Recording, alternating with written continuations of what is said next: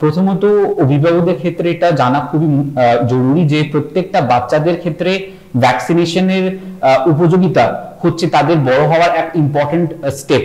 তো সেক্ষেত্রে আমরা বাচ্চাদের যারা কেয়ারটেকার বা পেরেন্টস বা গার্জেন তাদেরকে আমরা প্রত্যেকটা ভিজিটে যখন ওপিডিতে আসে আমরা এইভাবেই তাদেরকে মোটিভেট করি যাতে প্রত্যেকটা ক্ষেত্রে তারা নিজেদের বাচ্চাদেরকে টাইমলি ভ্যাকসিনেট করে। প্রত্যেকটি বাচ্চা জন্মের পর থেকে আমরা 3টি ভ্যাকসিন দিয়ে থাকি। প্রথমত হচ্ছে হেপাটাইটিস বি, যেটা আমরা জন্মের 24 ঘন্টার মধ্যে দিয়ে দিই। দ্বিতীয়ত হচ্ছে বিসিজি বা টিবি রোগের জন্য, যেটা আমরা 1 মাস অবধি দিতে পারি, বাট আমরা চেষ্টা করি যখন আমরা হেপাটাইটিস বিটা দিচ্ছি তখনই বিসিজি ভ্যাকসিনেশনটা বা টিবি ভ্যাকসিনেশনটা তার সাথে দিয়ে দেওয়ার জন্য। আর থার্ড ওয়ান হচ্ছে polio vaccine, oral polio vaccine বা যেটাকে আমরা বলছি ওপিভি 0 ডোজ, সেটাও আমরা একসাথে দিয়ে দিই।